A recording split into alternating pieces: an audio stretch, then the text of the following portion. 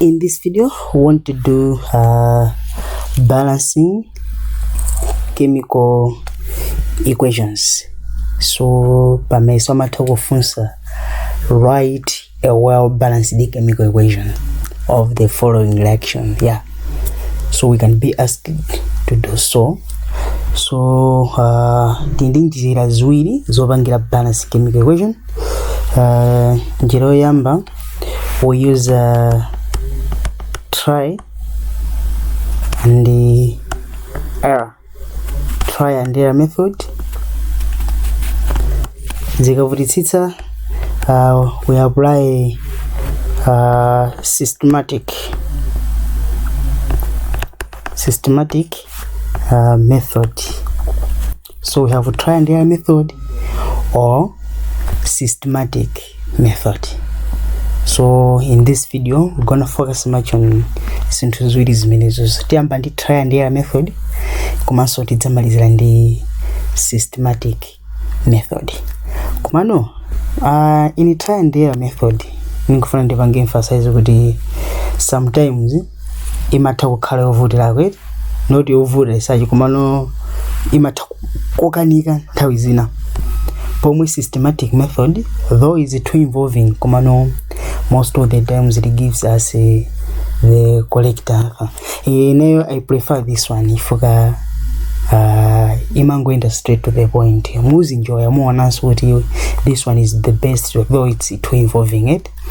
So without wasting much of our time, let's start our business.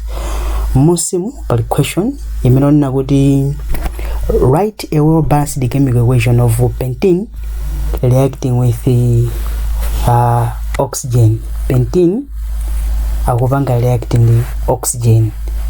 So my reaction ali bawiri, it's either complete combustion kapena incomplete combustion. So tiambepo, we have two types of combustion as already stated. Tindi complete combustion, the incomplete combustion. In complete combustion, my products are carbon dioxide and the water. Carbon dioxide and water. Whereas in complete combustion, products are carbon monoxide and water. So that's the difference between the two. When I'm at carbon dioxide and water, when I carbon monoxide and water. In terms of frame, in terms of frame, complete combustion, I'm at blue flame. Ima kansi yote ntakwambiri blue flame komanso very hot. Ngati munaona panza to ochelera ngati ma fridge yani zimagasi amende ndi zimagasi. Moto wawo muoneka wa blue choncho. And kutentha kwake kumakhala very hot. So I have to put that one as very hot. That's complete combustion. So in complete combustion, flame yake imakhala ya yellow, right? Imakhala ya yellow. Komanso sima tentha kwambiri, not very hot as that. Ukunthawi zina matha mafika mpaka na 4000 degrees Celsius. Yeah. Oku flame imakhala ya yellow, imakhala ya suit so utsi. Pomwe imakhala suitless. So that's the difference between the two. So sinofuna ndiponditse izi, ndingofuna ndiwonetse napa. So aba tiyambe ndi complete combustion of pentene. Pent means 5. Pent it means it's 5. Ndikuti ndi 5 carbon atom and again with 5 carbon atom like with oxygen. So general formula ya again that's C5 not 5 CN H2N plus 2. That's the general formula of alkane. So pent means 5 and pale ntekeka 5 which is C5 then H2 kenako 5 plus C2. And the pentene general formula is a class C5 then H 2 times 5 that's 10 plus 2 answer is 12. So this is the general formula of pentene. So I'm going to pentene avanga like oxygen. So we can C5H12 then plus oxygen to give us a carbon dioxide and water, which is H2O. The balance meaning. So we are starting with a complete combustion. Now when balancing, timayamba ndi an element with the least number of atoms kena kunkumamalizira amene ndi atoms akulu ambiri, wait, yeah. So apa timatsata this law CHO when balancing organic compounds. Muyamba ndi carbon, hydrogen, kudzamaliza ndi oxygen. We follow that. So tikangana ku carbon ali ku 5, uku ndi moles, right? The to no balance the number of carbon atoms. So we're going to put 5 in front of carbon dioxide. So it will be C5, tamba for step number 1, C5H12 then plus O2 to give us 5 carbon dioxide atoms. So I should put 5 then CO2 and plus H2O. Ndikuti balance number of carbon atoms apa alipo 5 apanso uya ndi 1 apa pali 1 apa. So tikapanga 1 times 5 asa ndi 5. Ndikuti balance. You see? Then the next thing we need to balance number of hydrogen atoms. So step number 2 tipange balance number of hydrogen atoms. So ku left ku tina 12. So you can see 5 H12 then plus O2 to give us about in the 5 CO2 then plus about in the 12 about in the 2. So we need to put 6, that matter of 12 and 2. So take a 6 in front of water, so we are putting 6 there and H2O. See, mugabanga 6 times 2 akupatsa 12, which is the same as that one. They put it balance. And next we need to balance the number of oxygen atoms omwe timalizire. So tikangonetsetsa uku oxygen uku ndi mwiri, oxygen apa 5 times 2 ndi 10 and 6 times 1 apa pali 1 apa mini pali 1, which is 6. So if you add these zikilipatsa 16, right? Ndi 16 ukuti ndi oxygen mwiri. So ratio it's like 16 to 2, ndikuti 2 atokala mu 16 akolowa kangati, akolowa ka 8. So we are going to put 8 in front of oxygen. So what we need to do here, timalize ndi oxygen. So we are putting here step number 3, remember C5H12 then 8 in front of oxygen. So tiga 8, we have a plus here in front of oxygen to give us 5 carbon dioxide molecules, then plus 6, we have 6 here water molecules. I want to get a balance. Let's see. C carbon carbon this side go left, I mean go left and right. Carbon go left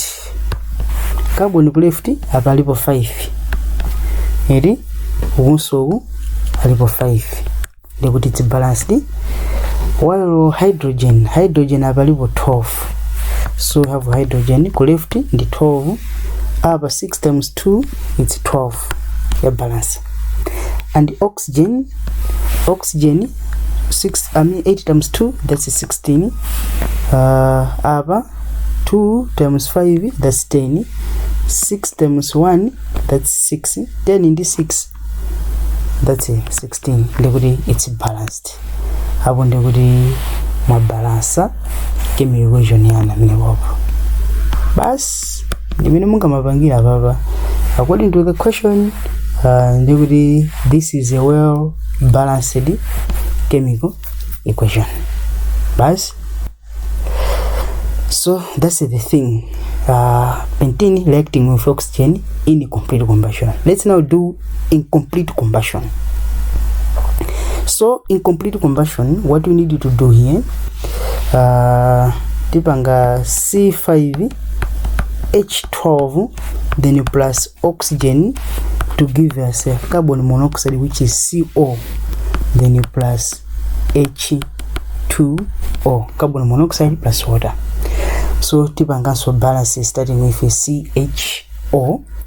So jimidipanga aba tukayamba carbon alipo 5 ku left, so you can C5H12 then you plus O2, which is step number 1 there, to give us about 5 in front of carbon monoxide.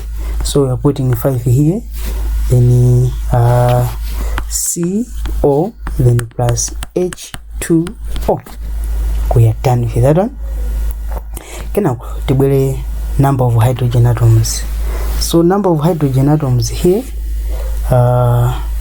abalipo 12 ukalipo 2. So multiple of that number, that's 6 and 2. Now you have to put the 6 in front of water molecule. So step number 2, take C5H12 then plus O2 to give us we have a 5 here in front of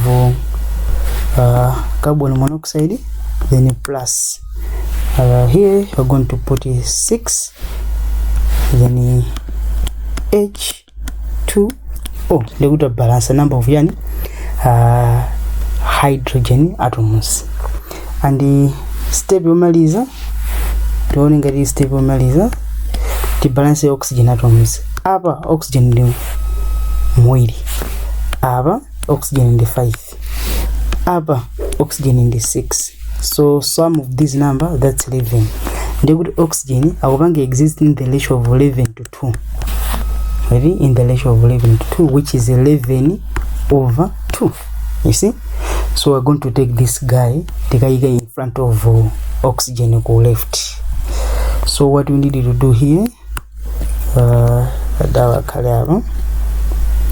so jimedibange tikandi C5H12 then plus ababa tiwika 11 over 2, then you have O2 to give us 5 CO, then you plus 6H, you choose another color, 6H2O. Now this is to make a fraction. This means we can remove that fraction, right? So to remove that denominator, tipanga multiply that denominator, the whole equation. Then we're going to multiply the whole of this with 2. Ready? Take a demonstration 2. So this is 2 times this, you get 2, then pentene C5H12, then plus upper, it's like 2 kuremus and 11 over 2. Then this 2, that 2 cancel, remaining with 11. Then we have the 11, then O2 to give us here 2 kuremus 5.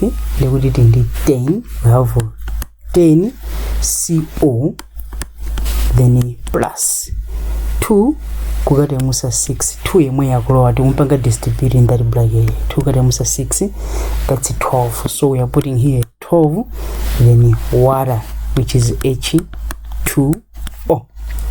I want to read the balance. Let's see if you have balanced it in the left hand side and the right hand side. So you have carbon, hydrogen and oxygen. So carbon abalipo 10, right? So ku left ko alipo 10, abaso alipo 10. Okay, yateka ku right. Hydrogen 2 times 12, that's 24. Ku left alipo 24. apanso 12 times 2 is 24. And finally oxygen, 2 times 11, that's 22. And the upper, this guy here, 10 times 1, that's 10. And the 12 times 1, nangasi hapa pali 1 hapa, tikapanga 1 times 12 ikatipatsa 12.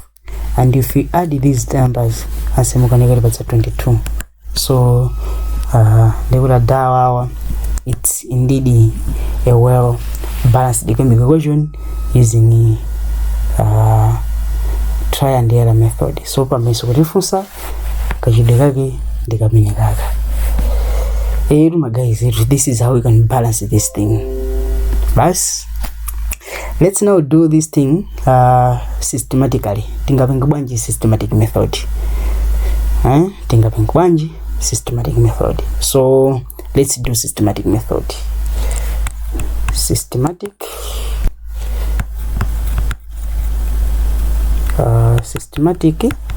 method. Systematic method.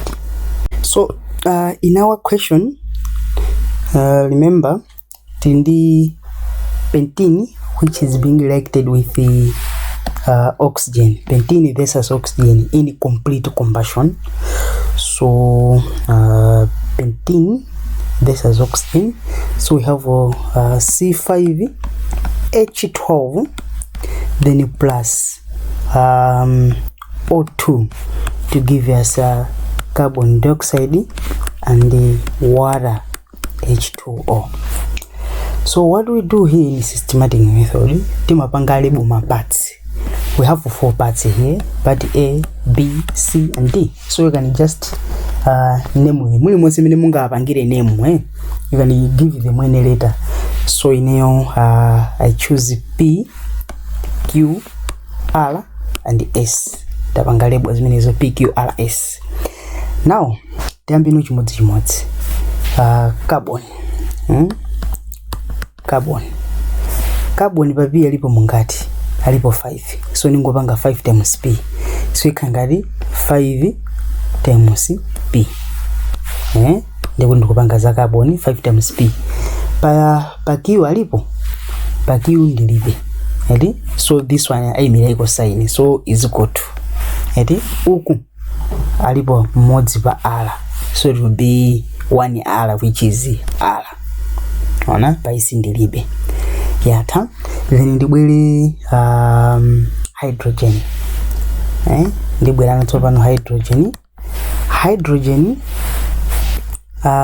papi alipo 12, so ikha 12 times P, which is 12P. Pa Q ndilibe, so chiji is equal to, so I'm putting is equal to here. Then hydrogen pala palibe kwano pa isalipo, ndeti ngopanga 2 times S, which is 2S. So ndilimbe bulu ina taona nga 25 2S. Then tibweni tsopano oxygen papi ndilibe kwano ndinayi pa Q, alipo mungati pa Q palipo mwiri, so ndipanga 2 times Q, which is 2Q. Then equal sign here is equal to ku right hand side pa R alipo mwiri, so ikangati 2 times R, 2 times R, which is 2R. Then plus, ifuka panso pa isa alipo ikala plus, that plus sign here ndio minili hapa head plus. Then pa isipo alipo mmoja tindi oxygen 1 hapo, ngopanga 1 times S, which is S. Bas mwangopanga yonjine kuti zatheka. Izi zinaibe ma plus ifuka palibe nso kuti carbon inali hapa wina plus mwakutai ndi hapo basi ata kumano hapa ikuoneka kwa complex alima akupezeka apa ndi apa. That's why tapanga 2R plus S ndi kuti zatana menepo zatheka. So the next thing we need to do, tambe nitsopano kupeza values of PQRS. Now chinsisi ndiji kungodzaona value yoti ili yokha ngati yomwe imene ngodza kuti amene that's is equal to 1. ziravuta bwanji mapezeke nake yoti ilipo yokha ngati zingavutitsitse ngoyanga simplified. For instance imene zili you can simplify this one ndikupeza a single number like divide both sides by 2 kuti ungapeze s. Kono apa in this case tindi ala yekha. In that case r is equal to 1. Wapezeka r ndi 1 paika. Now if r is equal to 1, what is p? So we are going to use that equation, which is 5p is equal to r, and here put r and 1 tizapanga 5p is equal to 1. To find the value of p, tigawa both sides by 5 also by 5. Okay? So this 5 and that 5 will cancel, remaining with the p is equal to 1 over 5. The representation value yani ya p. So we can use the value ya p hapa kulitipeze s. So we are going to take that equation as 12p is equal to 2s. So p ndo 1 over 5. So tipanga 12 then p ndo 1 over 5. 1 over 5 then is equal to 2s. So if you multiply that one, take kandi 12 over 5. Like we denominator and 1, so my denominator will call times and my numerator then is equal to 2s. Then you denominator and 1. So ngopanga cross multiplication 5 kati musana ndi 2s. Answer kati patsa 10s is equal to 1 kati musana ndi 12. Answer kati patsa 12. So the next thing you do, we're going to divide both sides by 10. Also the cancel the 10. So 10 will cancel, remaining with the s that side. So it's s is equal to 12 over 10, and the 2 mwata akalowa maka 6, 2 muso atakalowa akatsala 5. So you have 6 over 5. Ndikuti tapeza value ya yani, tapeza value ya s as 6 over 5. So we can take that one. We can take this number ikakalipa mini pali nzake here. Ebo ndi zatani zateka, and tapeza s, tapeza p, tapeza so r. Kuti r ndi uyu, so iwe tabwera ukhale apa.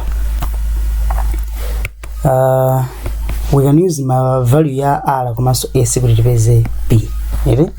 So what we do here, nditenge equation imene that's 2q then plus 2q is equal to 2r then plus s. So q siri kumudziwa ika 2q is equal to r ndi yani, r inapeza kuti ndi 1. So pali r take up 1. So we are putting 1 here, take a 1 then plus not 1, command 2 then 1 up, then plus s. S tapeza kuti s 6 over 5. So we are putting here 6 over 5.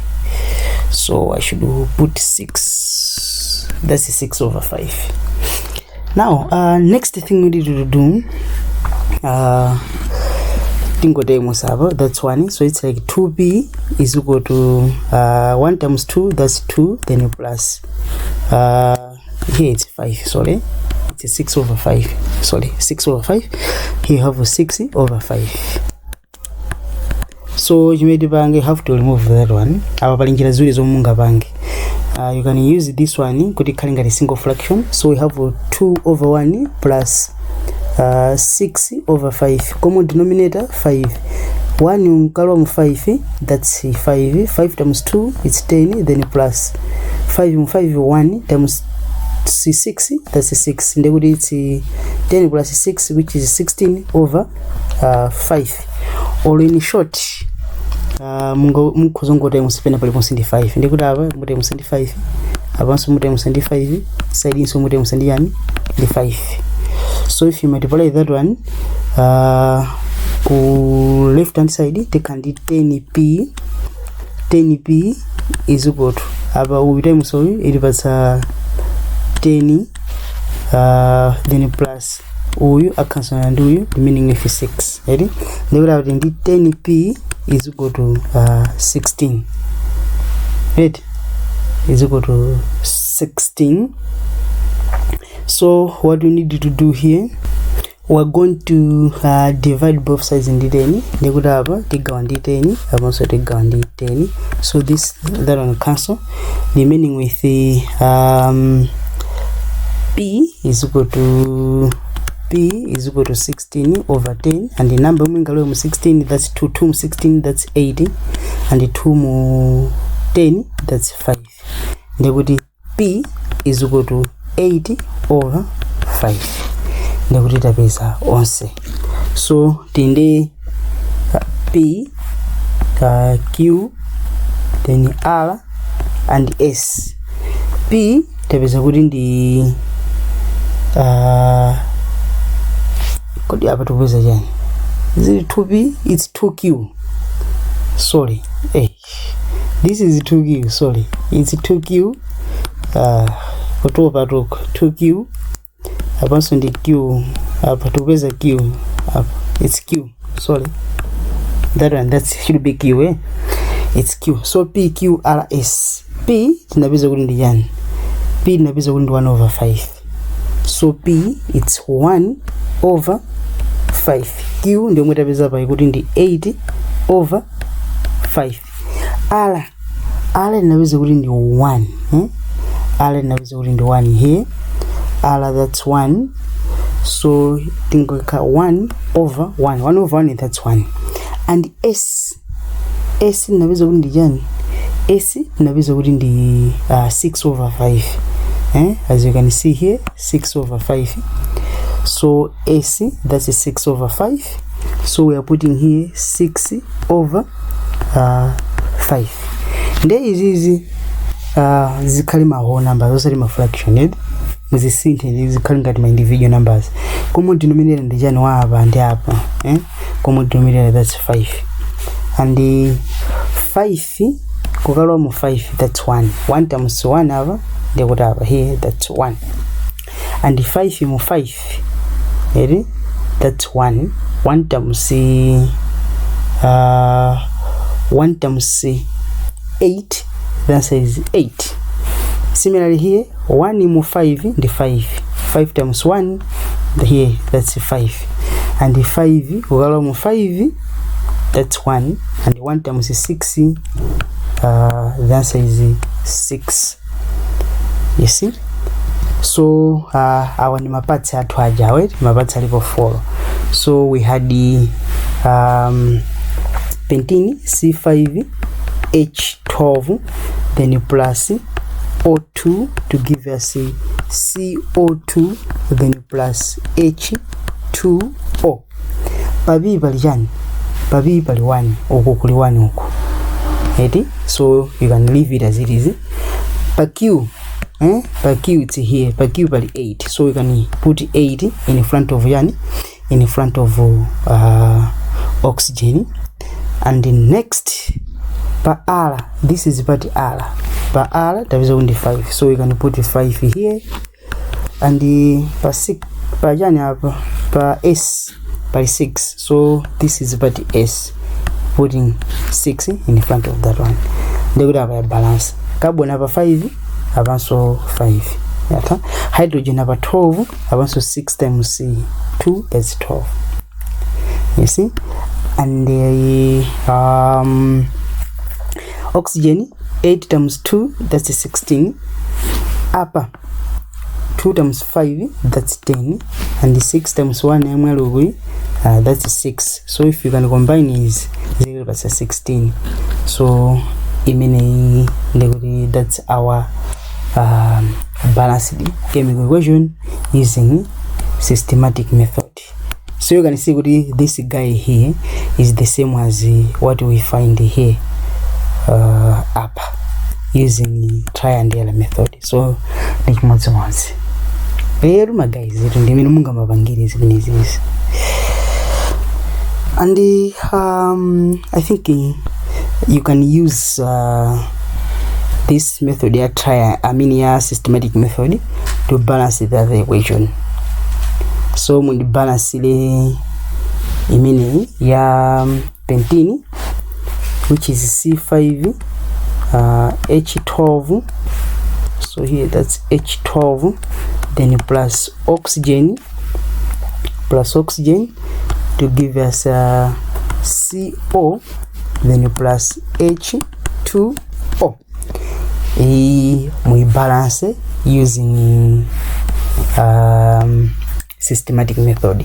So you can just label here as M, N, O, P. So to avoid kusokoneza mutonge kabo ka R muna muli mosemo ka W, X, Y, Z ndikupanga label basi kuti apa ndi mungati basi ndikupeza value ya W ya X komanso Y as well as Z ndikubalance ndito. Komano make sure kuti mukabalance mukapeza value ya W, X, Y, Z mavalues anu akwena zafanana ndi yomwe tinapeza apa. Ndikuti W akwena kukhala 2, Y akwena kukhala 11, WX apa X akwena kukhala 11, Y akwena kukhala 10, and Z akwena kukhala 12. Mukapange balance. So please balance this thing using this method ya systematic. Mukapeze these values here. Kuma mind you, if you're enjoying this video, please don't forget to subscribe to my YouTube channel as well as liking my Facebook page, Unique Online Classes Malawi. So this is what I prepared for you: balancing chemical equation using systematic method as well as the tie and error method. Thanks for watching. Wish you all the best. If you have questions, you can send your questions on WhatsApp as well as on Facebook page. You can comment on one of my videos by YouTube. I will help you out. So yeah, let me stop here.